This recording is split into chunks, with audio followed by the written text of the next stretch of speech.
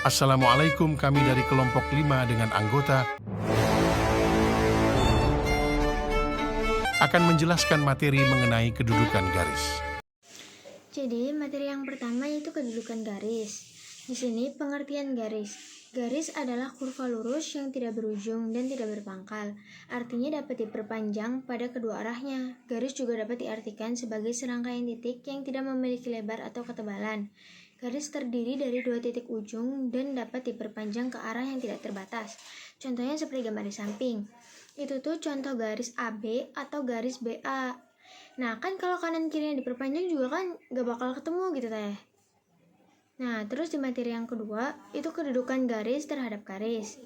Antara garis dengan garis lainnya juga mempunyai kedudukan. Di antaranya yang pertama, garis sejajar. Garis sejajar adalah kedudukan dua garis apabila garis-garis tersebut terletak pada satu bidang datar dan tidak akan pernah bertemu atau berpotongan jika garis tersebut diperpanjang sampai tak terhingga. Contohnya kayak gambar di samping. Yang pertama kan garis AB sejajar dengan garis CD. Yang kedua, garis EF sejajar dengan garis GH. Yang ketiga, garis IJ sejajar dengan KL. Nah, itu tuh contoh-contoh garis sejajar. Tapi kalau garis GH sama garis IJ itu bukan sejajar. Kenapa? Karena nanti kalau mereka ketemu tuh kayak saling berpotongan gitu tuh. Malah jadinya garis berpotongan bukan garis sejajar. Materi selanjutnya adalah garis berpotongan. Garis berpotongan adalah kedudukan dua garis yang mempunyai titik potong karena kedua garis saling bertemu. Bisa kalian lihat di 3 contoh berikut. Contoh pertama, garis AB dan garis CD. Nah, itu kan bertemu. Nah, di sana ada titik garis titik potongnya, yaitu di tengah-tengahnya tuh. Ya. Sama juga dengan contoh yang kedua dan ketiga.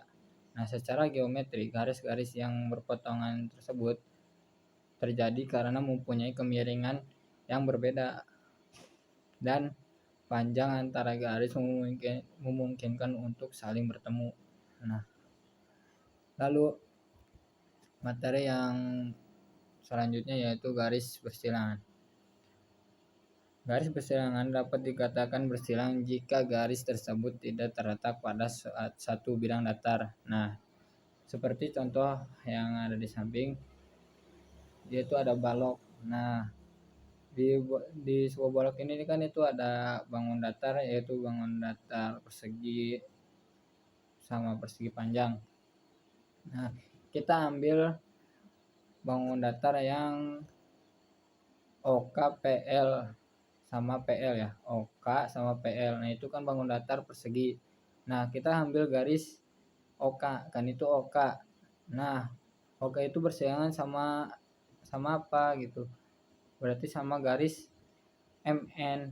Kan garis MN itu bukan di dalam bangun datar OP sama KL.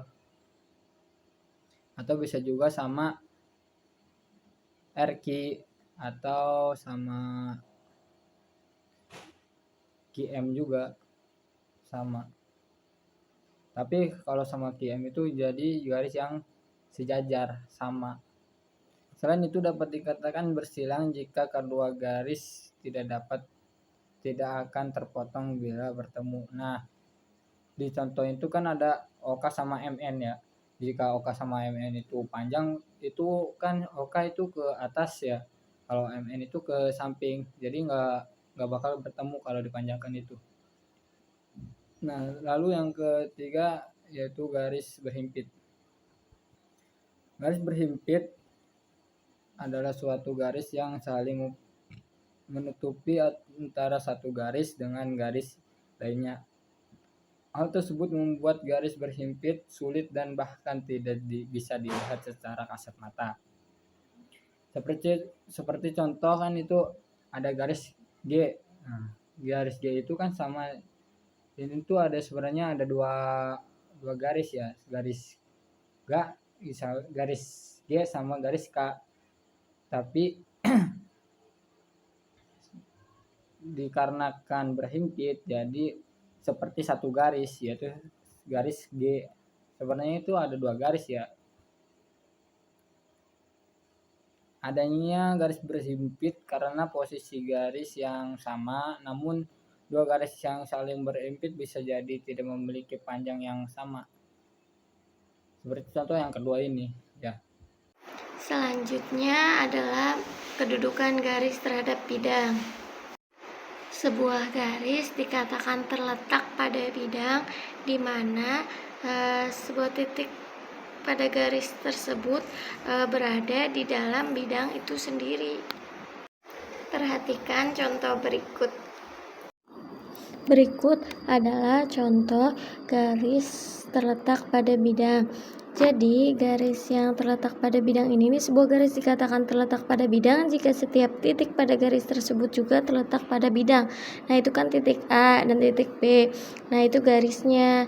Nah, itu tuh ada di dalam bidang itu sendiri. Itu contohnya. Selanjutnya, garis sejajar dengan bidang. Jadi, garis sejajar dengan bidang ini di mana garis dan bidang tidak mempunyai satupun titik persekutuan, atau sebuah garis dikatakan sejajar dengan bidang di mana garis dan bidang tidak memiliki titik persekutuan. Jadi garis dan bidang ini nih sejajar, nggak punya titik persekutuan. Perhatikan contoh garis yang sejajar pada bidang berikut ini. Nah, ini adalah contoh garis yang sejajar dengan bidang. Nah, itu kan ada garis G. Nah, sejajar dengan bidang itu sendiri tuh. Itu kan sejajar tuh. Nah, itu dinamakan sejajar dengan bidang. Materi selanjutnya adalah garis yang memotong pada bidang. Nah, suatu garis dikatakan memotong atau menembus bidang jika antara garis dan bidang itu terdapat suatu titik persekutuan atau titik potong. Perhatikan gambar berikut. Berikut merupakan contoh dari garis yang memotong pada bidang. Nah, garis G ini merupakan garis yang memotong pada bidang. Bidang yang ini memotong di titik A. Kita lanjut ke contoh soal dari kedudukan garis. Nah, ini merupakan contohnya. Diketahui, perhatikan kubus ABCD FGH pada gambar berikut. Tentukan. Yang pertama, kedudukan garis AB terhadap garis BA adalah, ini merupakan garis AB terhadap garis BA. Nah, berarti ini merupakan garis yang berhimpit. Karena AB itu berhimpitan dengan BA, sehingga jawabannya itu berhimpit. Nah, kemudian yang kedua itu kedudukan garis AC terhadap garis CH. Garis AC, berarti AC itu yang ini. AC terhadap garis CH. Nah, CH itu yang ini. Nah, berarti kan AC ke CH memotong di titik C. Ada titik persekutuan di titik C, berarti ini merupakan garis yang berpotongan. Nah, contoh yang ketiga.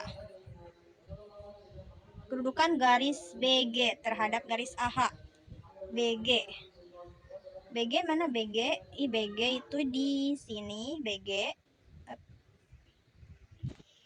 BG terhadap garis AH. AH di sini. Oh, ternyata garisnya itu adalah sejajar. BG sejajar dengan AH, berarti garis BG terhadap garis AH adalah sejajar. Selanjutnya yang nomor 4, contohnya kedudukan garis AB dengan bidang. Sekarang kedudukan garis terhadap bidang. Kedudukan garis AB dengan bidang EFGH. AB itu letaknya di sini. EFGH itu di sini. EFGH berarti AB dan EFGH itu sejajar. Karena mereka itu sejajar. Garis AB dengan bidang EFGH itu sejajar. Jika diperpanjang itu tidak ada perpotongan. Itu merupakan yang sejajar.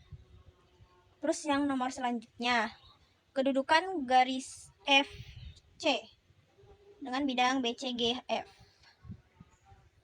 Garis FC yang ini dengan BCGF. BC, oh dengan ini, yang ini. Oh, FC itu terletak pada bidang BCGF. Berarti jawabannya itu terletak pada bidang BCGF. Yang selanjutnya, kedudukan garis BEDF dengan bidang ABCD. DF itu yang ini dengan ABCD. ABCD itu yang ini. ABCD. Oh, ternyata ada garis, ada titik yang memotong titik D, maka kedudukan garisnya itu memotong bidang. Nah, yang terakhir itu kedudukan garis AD dengan garis EF. Nah, ini tidak memotong, tidak sejajar. Berarti ini merupakan garis yang bersilangan. Kenapa? Karena tidak ada garis yang tidak memotong, tidak sejajar. Nah, sehingga ini merupakan garis yang bersilangan. Sekian presentasi dari kelompok kami. Terima kasih. Wassalamualaikum warahmatullahi wabarakatuh.